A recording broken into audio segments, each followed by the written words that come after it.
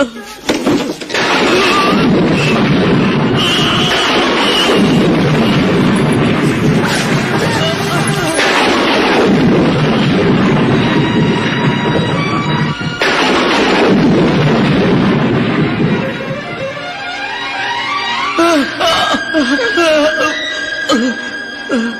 पापी ने मेरे शूल को हिलाया है? कौन अधर्मी है जिसने मेरी भोग समाधि को भंग किया है? कौन है जिसने मुझे इतनी पीड़ा पहुंचाई है?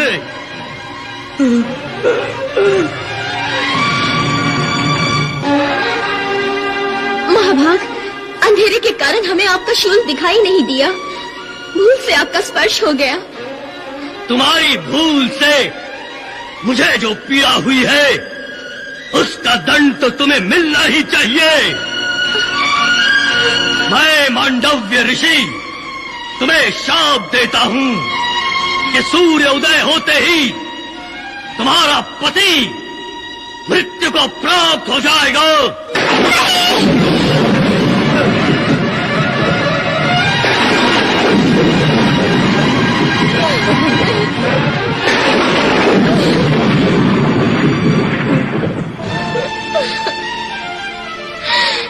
श्राप, इतना भयंकर श्राप, एक छोटी सी भूल के लिए इतना कठोर दंड।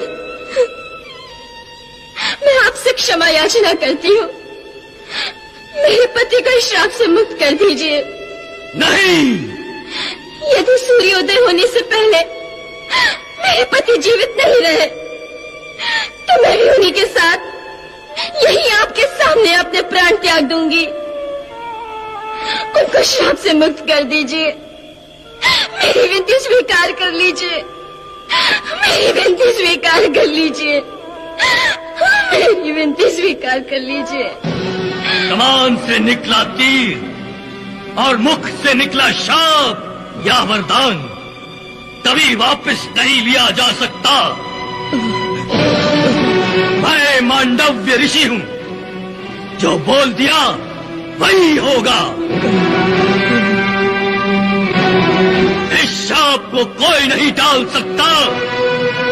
सूर्योदय होते ही तुम्हारा पति मृत्यु को प्राप्त हो जाएगा।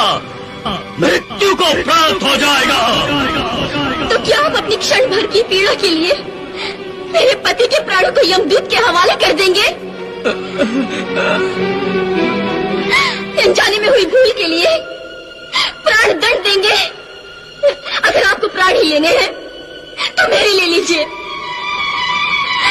मगर मेरे पति को शाप से मुक्त कर दीजिए। मेरे पति को शाप से मुक्त कर दीजिए।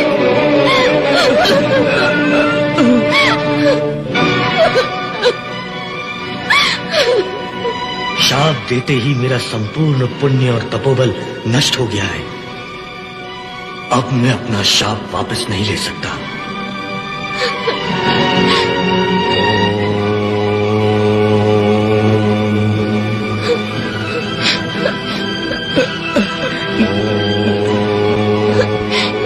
ये कैसा न्याय है? एक निर्दोष के साथ ऐसा व्यवहार।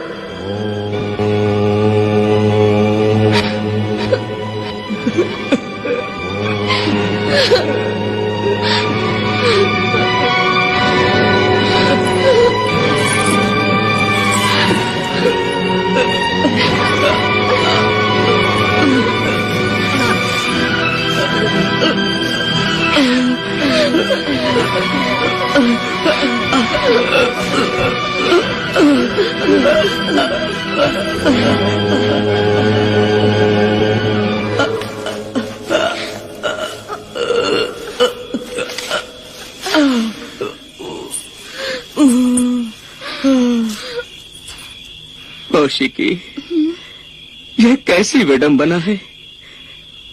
मांडव्य ऋषि ने मेरे जन्म का समय तो तय नहीं किया था, पर अब मेरी मृत्यु का समय तय कर दिया।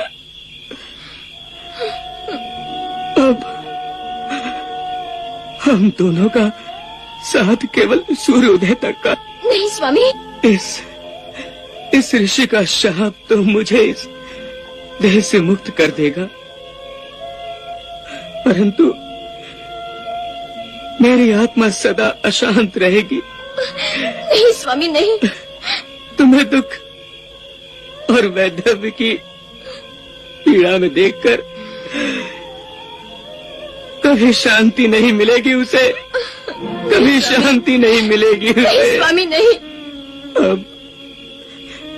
अब हमारे साथ केवल सूर्य उदय तक का है, बस केवल सूर्य उदय तक का। नहीं स्वामी, मैं ऐसा नहीं होने दूंगी। मैं सहायता मांगूंगी, निवेदन करूंगी, प्रार्थना करूंगी कि वो हमें शाप से मुक्ति दिलाए। मैं आती हूँ स्वामी, मैं भी आती हूँ स्वामी।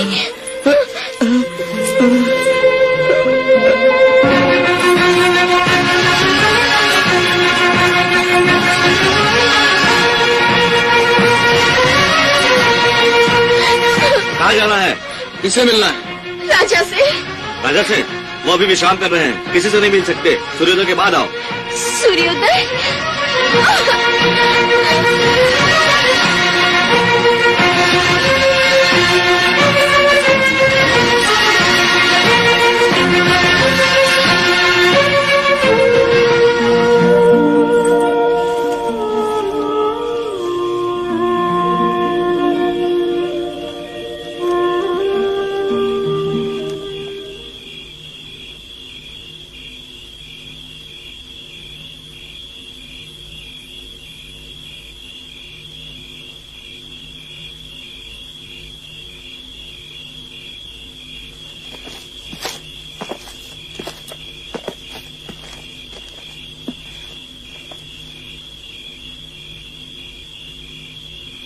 कहो देवी, रात्रि के इस पहर में तुमने हमें क्यों स्मरण किया? राजगुरु, नगर के एक मार्ग पर कोई सूली पर लटका हुआ है। हाँ, एक ढोंगी साधु है। नहीं राजगुरु, कोई ढोंगी शाप देने का साहस नहीं कर सकता। शाप? हाँ, उन्होंने मेरे पति को शाप दिया है। वो मांडव्य ऋषि है राजगुरु, और यदि उनका शाप सत्य हो गया तो सूर्योदय होते ही मैं विधवा हो जाऊंगी। यदि वो सत्य में मांडव्य ऋषि हैं, तब तो बड़ा अनर्थ हो गया। दंड मिलते समय उन्हें अपना परिचय तो देना चाहिए था। मैं अभी जाकर राजन से। राजगुरु, मेरे पति का क्या होगा? तुम मुझसे क्या चाहती हो? आप राजगुरु हैं, महान तपस्वी हैं। ऐसा आशीर्वाद दीजिए कि उनका दिया हुआ शाप निष्फल हो जाए। ये मांडव्य का शाप है देवी, उसे निष्फल करना मेरे वश में नहीं है। मैं विवश हूं देवी।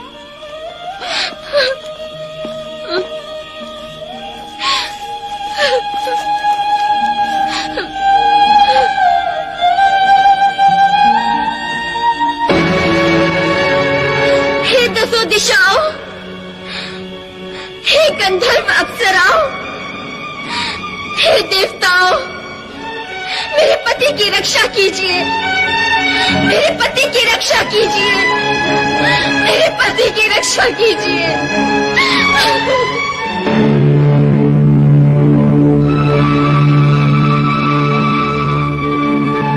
यमराज, मुझे आज्ञा दीजिए, मैं कौशिक के प्राण लेने कब जाऊं? वही तो देख रहा हूं। प्रारब्ध अनुसार न तो मांडव्य की मृत्यु अभी है, न ही कौशिक की। तो क्या मांडव्य ऋषि का दिया शाप व्यर्थ हो जाएगा? नारायण नारायण नारायण नारायण। प्रणाम देवर्षि।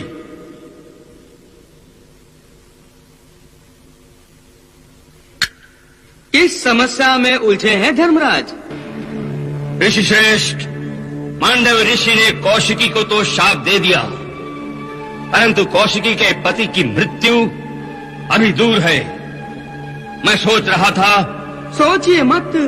सोचिए मत धर्मराज, सोचिए मत। वैसे भी इन शाप अभिशापों से बचकर रहना चाहिए। अब शाप के अनुसार आज सूर्य उदय से पूर्व आपको कौशिक के प्राण हरण कर लेने चाहिए। परंतु ये तो विधाता के विधान में हस्तक्षेप होगा देव ऋषि। नारायण नारायण। और यदि आपने शाप का अनादर किया तो एक ऋषि के शाप के विफल हो जाने का तात्पर्य है उनके वचन का मिथ्या हो जाना। और धर्मराज, यदि एक महात्मा एक ऋषि का